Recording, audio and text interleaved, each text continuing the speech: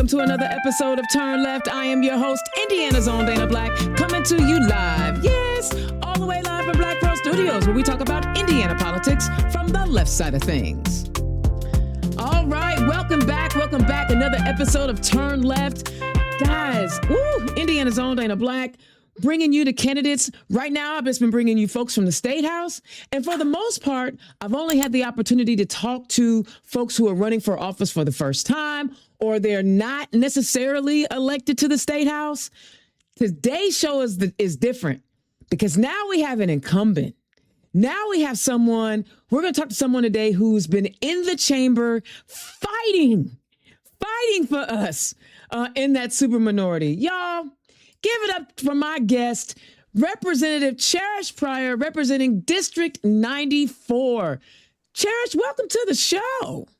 Oh, thank you so much for having me back, Dana. It's been a very long time since I joined you. I know. Congratulations to you first for continuing to have your show and to keep our voices out there and just for the longevity. So, congratulations to you and thank you for all that you do as well. We really appreciate all your work. Oh my goodness. Thank you. Cherrish, you're one of those people, you're not loud.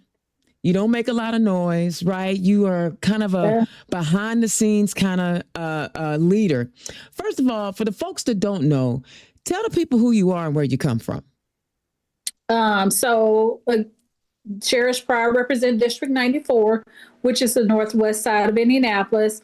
Born and raised in Mississippi, moved to Indiana in 1995 because I became an intern for the House of Representatives. So I've been here for the majority of my life now. And I moved here just for the internship, ended up getting a job, and that job turned into another job, and then it turned into me going to work for the Indianapolis City County Council, and then becoming a City County Councilor, and now state representative. So I love really it. Excited. What part of Mississippi are you from? Holly Springs, Mississippi. So that's about 45 minutes south of Memphis, okay. In Marshall County. So it's north central Mississippi. You may have heard of Russ College, which is it's the HBCU. It is in Holly Springs. Ida B. Wells, that is her hometown. Okay.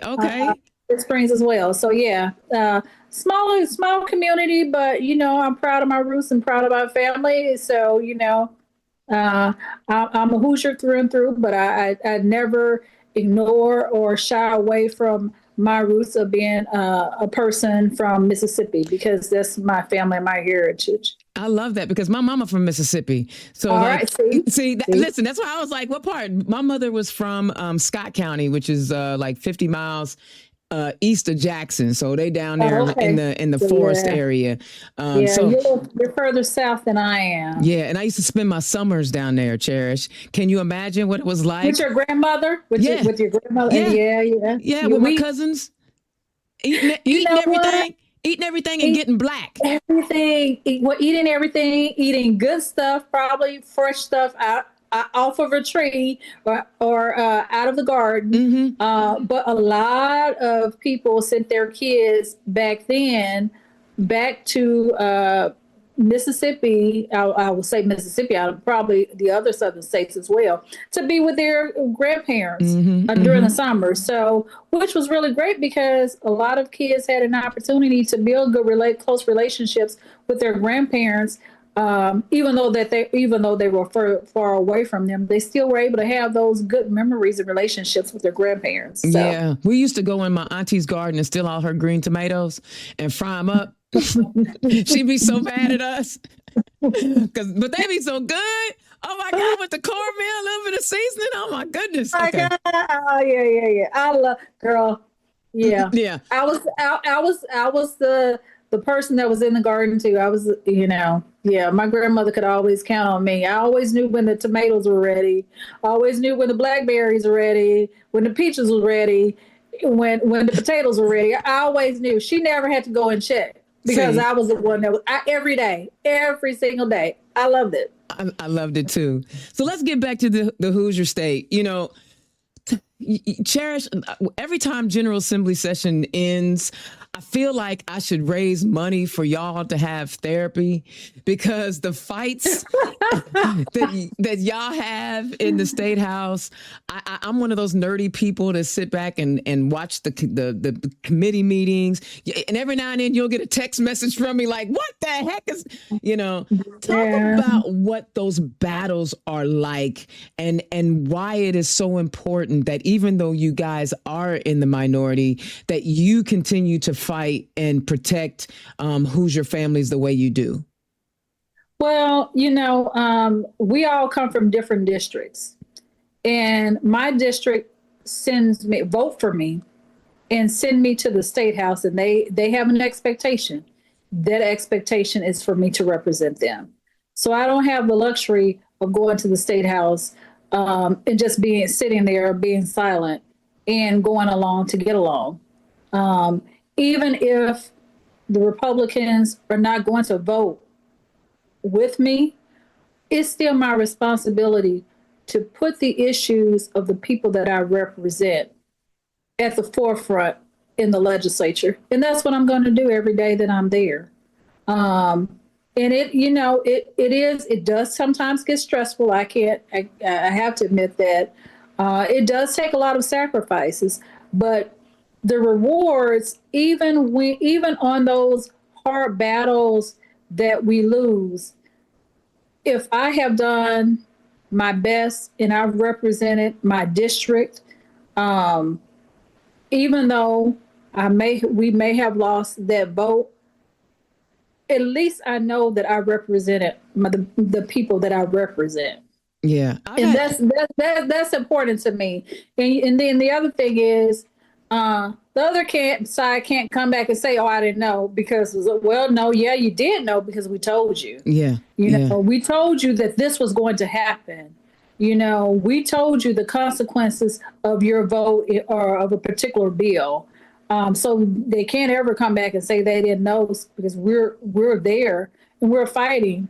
And it's important for people to know that. And when people watch the live streams, I think people appreciate the fact that we're there and we're standing up for them, and trying to be a voice of reason and consciousness for the legislature. Yeah, I'm going to tell folks to watch at their own risk, though, because you have some colleagues in there, and you don't have to comment on this because you have to work with him.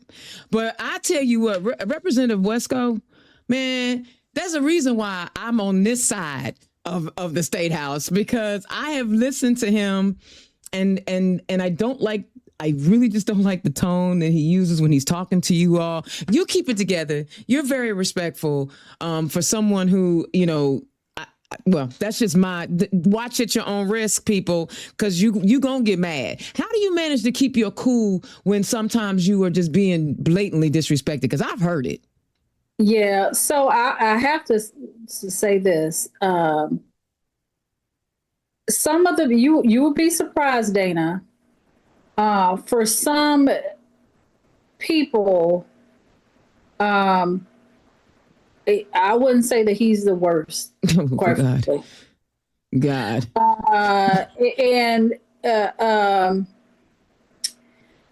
Every year, I was saying, oh my God, they can't get any worse than this. They can't get any worse than this.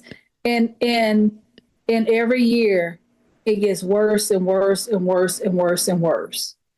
So, and that's kind of what we have. And I talk to Tim Wesco quite a bit because I'm on elections with him. We disagree vehemently on a lot of stuff.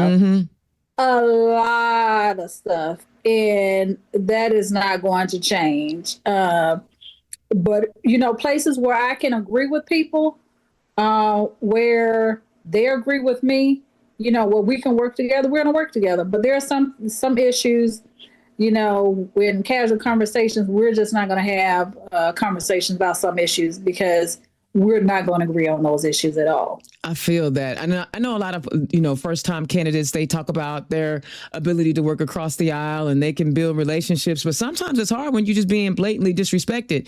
And it's almost like Representative Pryor, that they don't care that some of the policies that they're writing are harmful to Hoosiers. And I don't care what it is, if it's a specific demographic or an economic issue or like the wetlands thing.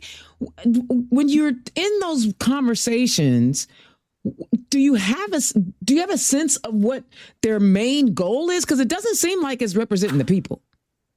Well, Dana, so they're in the supermajority. Mm-hmm. So they can lose a couple of people, but I have to say this: their leadership has a good handle and control of the folks in their caucus. They vote together as a block on a lot of bad stuff, even when they know it's wrong, even when they don't want to vote for some of the bad stuff, they will still vote along party lines because their leadership just has that control over their caucus members. Now, they do have some people that are Republicans, but they don't go along with the leadership that, don't get along with the leadership as well. But for the most part, they're going to agree with their leadership. And so sometimes it's not even a matter of, I don't like this or that. Is really, that's our caucus wants this, and that's a Republican that's putting forth this bill or putting forth this amendment. And even though it's bad, I'm still going to vote for it because I'm not going to go against my party and my leadership. So they're not even representing the people. They're just falling in line. Yeah, for us. Quite a few of those countries, some of those bills. Now, there are a few bills where they're so harmful to their communities, where they'll say, no, we can't vote for this because this is just going to hurt our community. There are a few bills like that, but by and large, most of that stuff is just, no, we're gonna vote with our party. And I'll give you an example, quite frankly, of just how they stick together on stuff that is just right in common sense. So for years, this was during a budget year, and it was right after COVID, the budget year right after COVID. And we had the budget that was coming up. And I had an amendment to increase funding for food banks. Makes a lot of sense because during COVID, a lot of people that following year, a lot of people were in food lines, food pantries, and the food banks needed money so that they can provide food for people. So I had an amendment to increase funding for food banks. The Republicans voted that down. Mind you, a Republican was on a food bank board, and he voted against it. Oh God, that don't even make sense. And he came back and told me, hey, I'm gonna try to work to get money for the food bank. But why do you say that in your caucus and say, hey, no, this is a good amendment. We need to make sure we get more money to food banks. And so I did it in committee and they voted against it. And I did it on the floor. And again, 2 times they voted against food banks. So you mentioned because I am quite quiet sometimes. But I got on the floor and I was really mad that they voted that the chairman at that time spoke against my amendment and recommended that the caucus, that everybody voted against my amendment, knowing that there were people in your district, maybe that you go to church with, or standing in line, to get food for food banks. I don't understand that. Like they scream they're Christian. I'm Christian. Like Jesus said, feed the needy, and here you are. Feed the hungry. Feed the hungry. And I would say, and the speaker, he noticed that I was not happy about that, and we talked after my amendment died, and he committed to getting more food, to getting more money for food banks, because it just made sense. I mean, the chairman, he was just saying no just for the heck of it, just because it was a Democrat amendment. You're not thinking about the fact that this money is not just going to go to my district. It's not just going to go to the black district. It's going to go to everybody. We have people that don't have money to buy food, but that's just how, quite frankly, too often they operate. They go along with the person who authors the bill, or if there is an amendment that they don't want and somebody gets up and say no, they'll go along with it simply because it's not their amendment, even if they know it's the right thing to do. Yeah. So, we're listening to the struggle, because the struggle is real. Can you give us an example of when you actually had a win in the State House? Yeah, so we do have wins. And I think that's to note, because not everything is dies. We do have opportunities to speak to our colleagues on the other side, and some amendments they agree with us on. So for instance, this past session, we had a bill dealing with the cultural commissions, and the cultural commissions would be like the social status of Black males, the Hispanic commissions, the Martin Luther King commissions, the women's commissions. So we had those commissions, and so the Civil Rights Commission restructuring those. And what we noticed was that in the language of the bill, it said that those cultural commission members would not get a per diem. Well, it was a sentiment of the person over the Civil Rights Commission that, these are volunteer opportunities and people should be doing this out of the kindness of the heart, which serving is doing it out of the kindness of your heart. But if you're coming from out of town, there is a cost. And as legislators, we get a per diem. If we travel from out of town and come to the State House, we get a per diem for coming. Why not our volunteers? So we approached the speaker and said, hey, you know what? We need to make sure that we are paying these people who are serving on these commissions. And the speaker agreed to it. We were able to get that language put back in the bill. Okay. So there is there are other things. For instance, this session, I got a bill passed, so it's not all bad. What bill did you get passed? Girl, I got it, and it's a pretty big bill too. So I got House Bill 1114 passed. Okay. It's a bill that deals with cancer, actually. Okay. So it's a big deal. That's a big deal. So what the bill says is prohibits the insurance companies from requiring people who have stage 4 cancer to go through step therapy or fail first. The step therapy is basically saying you have to try this medication that the insurance company recommends before you actually utilize or can get the medication that your doctor actually prescribes to you first. Yeah, so your insurance company, they have a list of medications that you have to use. That they'll cover. That they'll cover. Yeah. So what this bill is saying, you don't have to go through that. If you have for state plans, for HMOs, for the healthcare plans that the state has control over, because there are other plans that the federal government has control over, but for the plans where we are able to control, with the exception of Medicaid. So we're going to have to go back and get Medicaid because, we got Mitch Robe. Mitch Robe don't think that people shouldn't get nothing.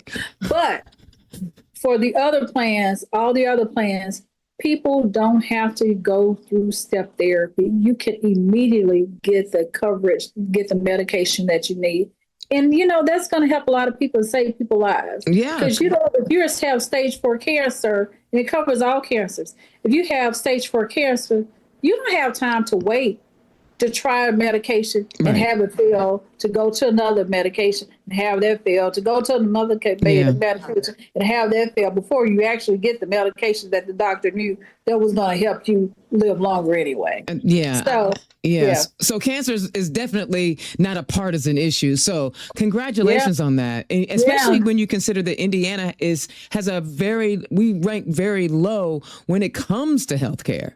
Yeah, we do. We absolutely do. So, and I worked really hard on that bill, started last year even on that bill. And the chairman agreed to hear the bill. And I spoke to in the House, it just went to one committee, the insurance committee. In the Senate, it went to insurance, came out the insurance committee. And not a problem. Well, I did have one person vote against it, but it went on and it was reappropriated to the Appropriations Committee, and which was concerning to me. But I told the chairman of that committee that I was going to keep bugging him until he heard my bill. Yeah. And he said, "So, what are you going to do if I hear your bill?" I said, "I'm going to come back over and say thank you." Well, what else did you want? Like, what are you gonna do? Thank you. Please. Yeah, he was like, yeah.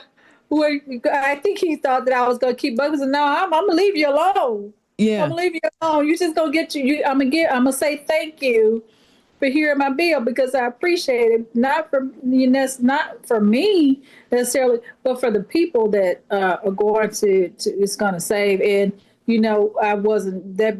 When I presented the bill to the Appropriations Committee, I don't even think I was there for 4 minutes, maybe 2 or 3 minutes presenting the bill, and it came out and passed the Senate in, January 1st or July 1st. It's going to be law. I love that. I am proud of that. And I'm proud of that for you. And hey, I always say Democrats write policies that improve lives. And that is a prime example of that. You've been in the State House. What term is this for you when you win in November? This is going to be 7. Okay, so that's 14. No, 8. So you've been in there 14 years already. So this will be year 15 and 16 for the next 2 years, right? Well, I came in 2000. I got there in 2008 with President Obama. So, okay. So actually, now it's going to be 9. It's actually going to be 9. Okay. I think people get to 20. Yeah. So 18 years. Okay. So I think sometimes people, they get a little frustrated when they hear how long someone's been in office and they want a higher turnover. But I think there's value in longevity or having some seasoning, right? So, for example, people always want to know, am I going to run? I'm not running. I got Greg Porter who sits on Ways and Means. I'm good, right? You know what I'm saying? Why would I run against somebody that's sitting on Ways and Means? Duh. But I also understand politics and policy making in that way. We're going to flip some seats in November, right? I think we are. What advice do you have for those incoming freshman House representatives that you can give them to help them get acclimated and maybe set proper expectations? Yeah, a couple of things. I will say to learn the rules in the process. Don't come in thinking that you know everything because the legislature is a system that no one, unless you've been involved with it, that no one knows and fully understands until you get there. So if you want to be successful, it's important to understand the process and understand the rules. The other thing that I would say is to build relationships Mm-hmm. with your Democrat colleagues and, quite frankly, your Republican colleagues as well. Because for you to get anything done, it's going to take some Republican votes. Mm-hmm. And there are some of my Republican colleagues that one or two, definitely one, that I don't generally have a conversation with. And there are so many of them, I don't even know all of them. Right. But it's important to build relationships, even with the people that you don't agree with on really, really big things. It's important because there's going to be some things that you all are going to agree upon. So it's important to build those relationships, because when you build relationships with individuals, you can at least go and talk to them to get an idea of how they feel about a particular issue, particularly if those folks are sitting on the committees with you. You're sitting on a committee with somebody and you're sitting right beside them. You're gonna want to be able to at least say hi, to that person and to be cordial to them, even though you're not going to agree with them. And the other thing is, and that's at the legislature. Outside of the legislature, I would say to make sure that you're present in your community. And when people reach out to you, respond back. I've had situations where people contact me to get in contact with somebody else on a local level. Right. Well, dang, I'm at the state level. The local people, they're not representing as many people as I do. Respond to people. Respond to people. That's why they send you. That's why they send us to the State House. So I would tell people to do that. And, there are certain things that I do as a legislator. I hand sign all of the stuff that comes through our office, whether it's birthday certificates or high school certificates, whatever it is, I sign those because I want to try to personalize stuff for people in my district. So I would say, for your district, attend events, respond, and show that you're accessible and that you care about the people that you represent. I love it. Constituency services are so important. So it is. That's why people love Dick Lugar. Oh yeah.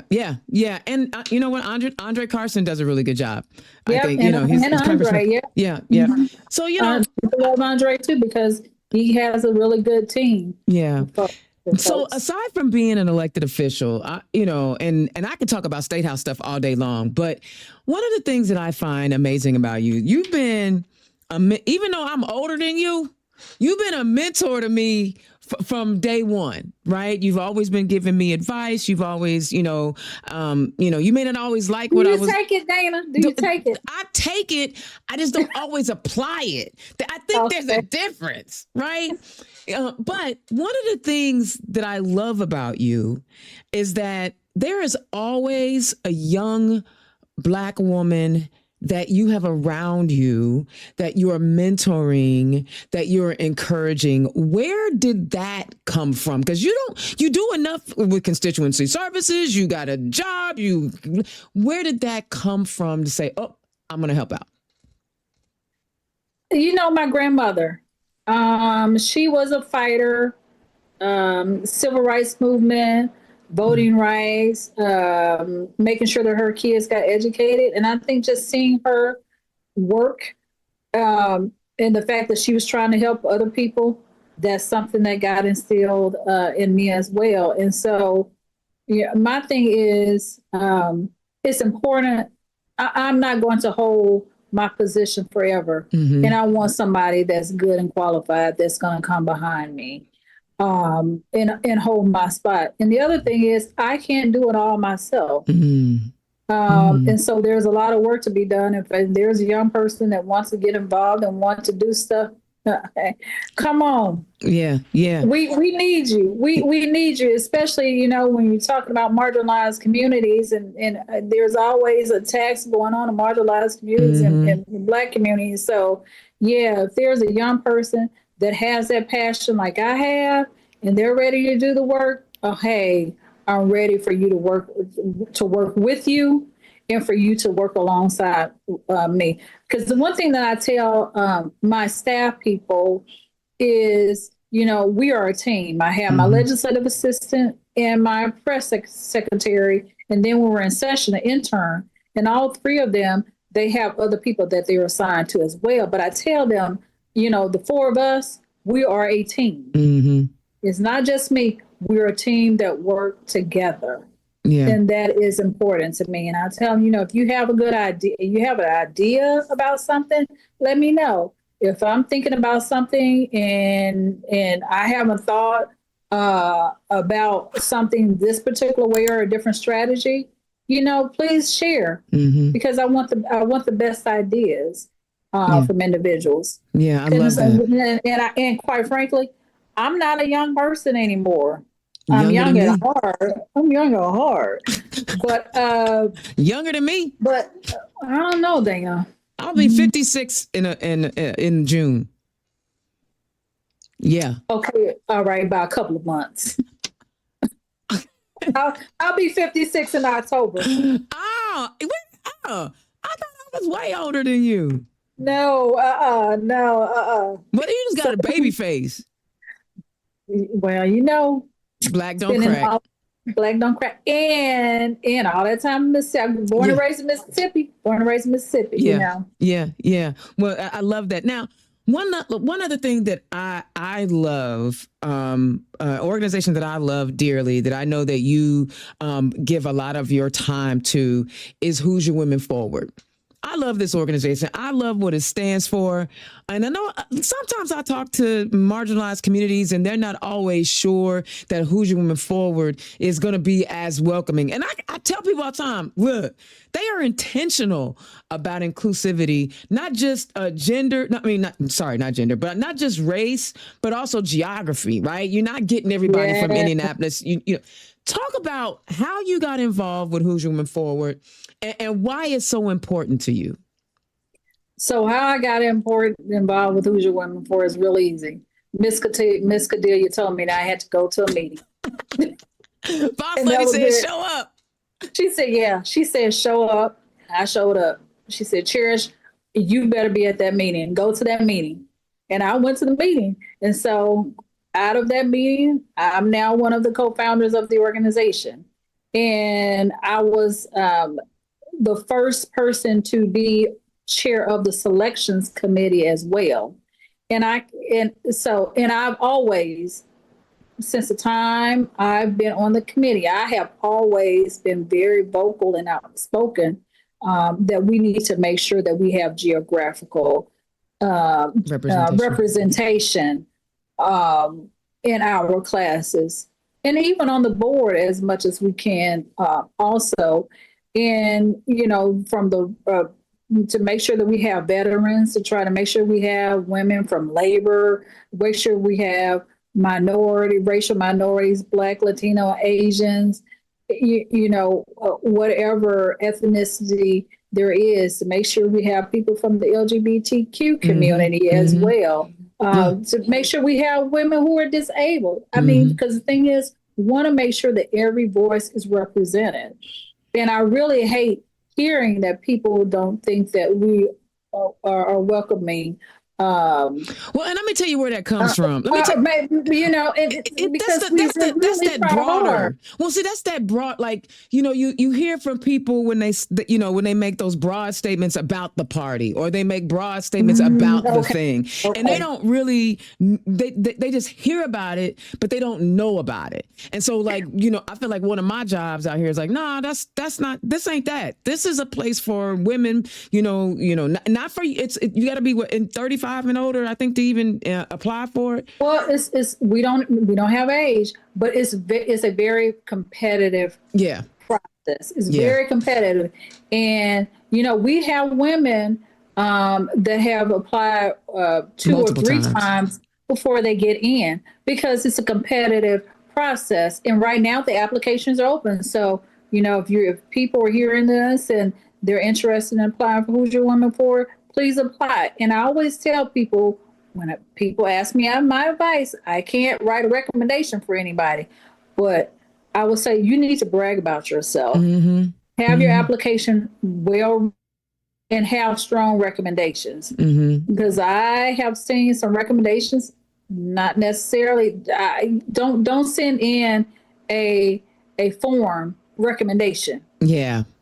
That's Yeah. not going to help that person. Yeah.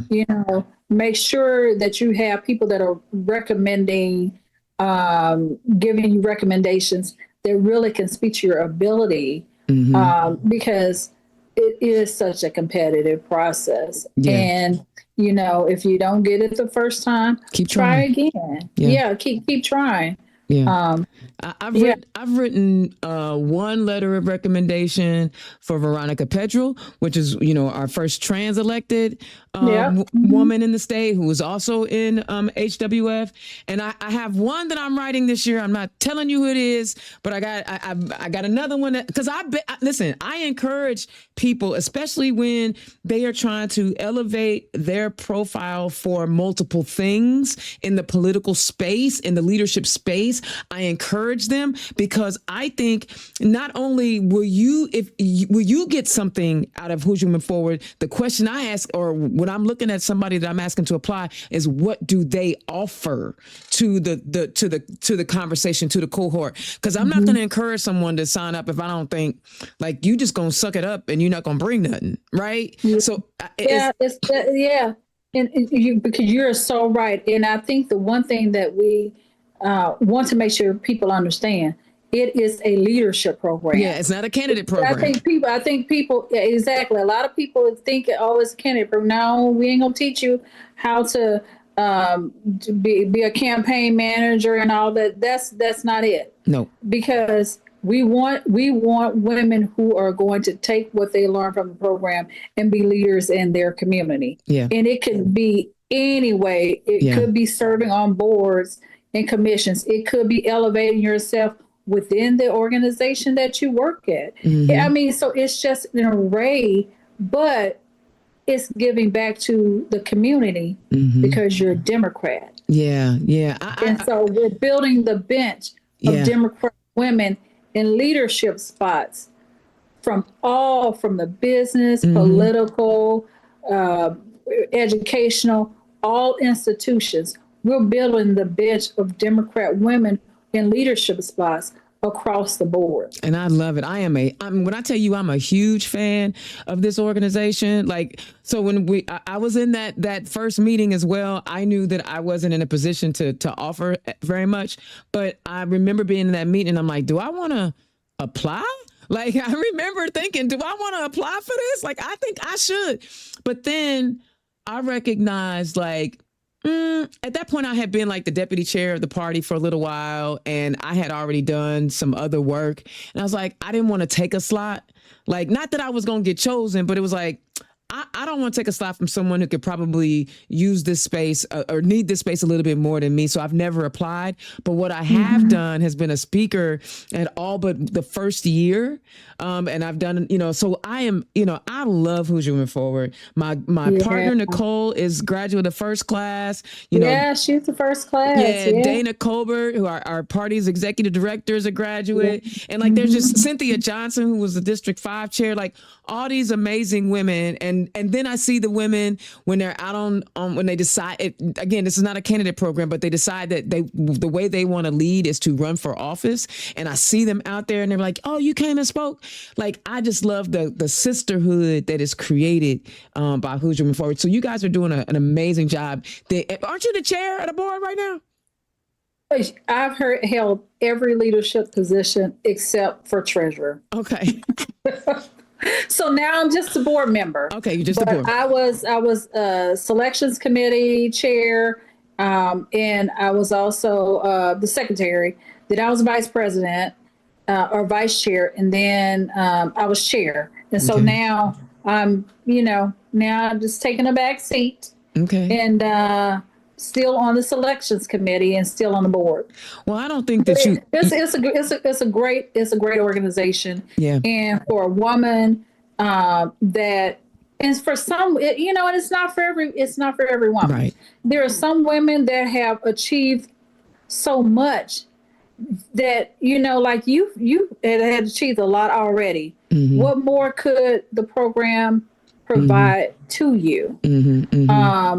You could provide more to the program than the program could provide to you. So I appreciate the fact that you understanding and knowing, hey, I would be taking up a spot from someone who really does need this. And so it's not for everybody, because there are some people that are already hitting on all cylinders. Yeah. But there are a lot of women who wants to just hit on one so that they can hit on another one, so that they can hit on another one. And so that's what we're wanting to make sure, that we're building a bench of women that are out there that are in leadership spots. And, the diversity is important to us as well, because, we don't want to just have one group of women that we are training. We want to make sure that we're training a diverse group of women, because we're in all places, so we need to be in all spaces. And so that's why I wanted to kind of, to do the second half of this conversation about, you're not just an elected official, right? You're not. Yes, we appreciate the hard work that you do in the State House, and I'm sure you have some plans for this upcoming session. But I also wanted people to see, like, it's being a community leader is not just about being an elected official. You are someone, you don't, like I said, you don't make a lot of noise.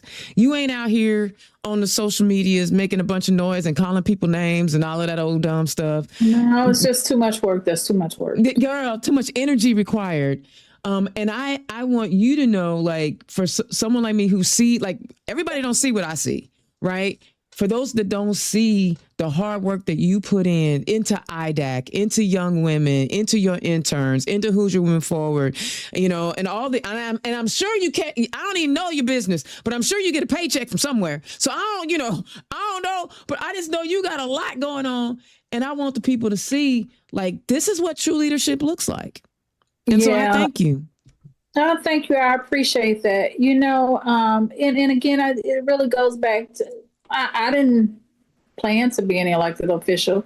That wasn't, quite frankly, something that I grew up thinking that I could do. Because who thinks that they're going to be elected official unless you live in a house where there are elected officials? No, yeah.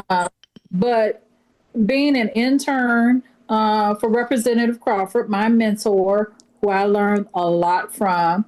And when the opportunity opened these doors, I was ready and able to walk through. Ironically, though, Dana, so I did not run until for my seat until 2008. Representative Crawford had tried to get me run for state rep much sooner than that. Wow. Yeah, and I was like, no. And it's important, I think, make sure you're ready when you do it. Make sure you're ready. Yeah. And I was not ready. I was not. I was focused on my graduate school, my education. Right. So like, no. Yeah. I'm not going to do it. And the other thing too, Dana, I think that's important, is people sometimes see things in you that you don't see in yourself. Yeah. And Representative Crawford saw that in me early on, and for me, I'm focused on school. Yeah. I appreciate the fact that you see that in me, but I'm focused on school. I had a goal, and I was trying to achieve that goal, and I did. And wasn't nothing straying me away from at all. But when the opportunity presented itself, I was ready. Yeah. I was ready, and he planted that seed in me, asking me to run. Had he not planted that seed, even when the opportunity presented itself, I don't know that I would have even taken it. Wow, look at that. That's what we call leaving the ladder down, and watering the flowers and making sure that we take care of the next generation. So you're taking what Mr. Crawford did for you, and now you are doing it for other people. And guys, this is what leadership looks like. This is what leadership looks. All right, I done took up so much of your time. I really do appreciate this conversation. I knew it was going to be a good one because this last thing, Dana. I'm sorry. No, you good. It's your show. I have expectations too when I help people. Mm-hmm. I have expectations. Ain't nothing wrong with that. The expectation is not for them to give anything to me, because I've been in a position to help them, but I do have an expectation for them to give back. So if I'm helping you, my expectation is for you to not shut the door on other people. My expectation for you is to bring other people along. I love it. So all right. If you want my help, you better help somebody else. A good way to get my help is making sure that I know you're going to bring in some other people along with you. You're just not going to hold the spot and say, okay, I'm in now. I'm going to close the door. Nope. That ain't going to work. Nope. That ain't going to work. Yeah. Representative Cherrish Pryor, tell the people where they can find you. They can find me on social media. I have a Facebook account. I have a Twitter account. I have a Threads account. I also have Instagram and LinkedIn. Okay. I do use Facebook and Twitter probably the most, and Threads as well. Okay. And then, so that would be more campaign type stuff. However, if for my official side, you want to get my newsletters to find out what's happening in the community, to see my press releases that get sent out, and the community events that are happening, you can also go to my H94 account, my official State House account as well. And you can sign up for my newsletters on that account, and also Substack. All that stuff, Substack as well. All right. Representative Cherrish Pryor fighting for us every day in the State House. Guys, this is what leadership looks like. I hope you enjoyed that conversation. I hope those first-time candidates, she gave you some great advice on what to do if you win. You got to listen. I listen to her advice. I don't even know what she's talking about. Listen.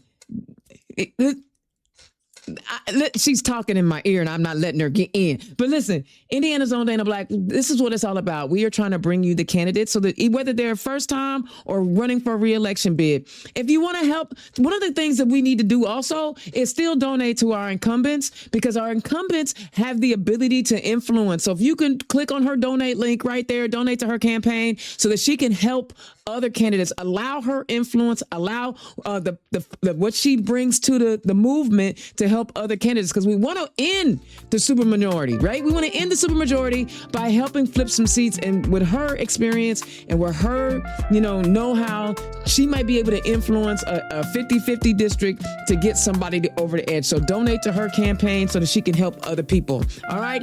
Indiana's own Dana Black. Turn left. This was a great conversation. I do love Cherrish Pryor, Representative Cherrish Pryor. I will talk to y'all next time. Peace. Turn Left is the property of Black Pearl IT Solutions, executive producer, Indiana's own Dana Black. Music by Dorian and 22 from Pixabay.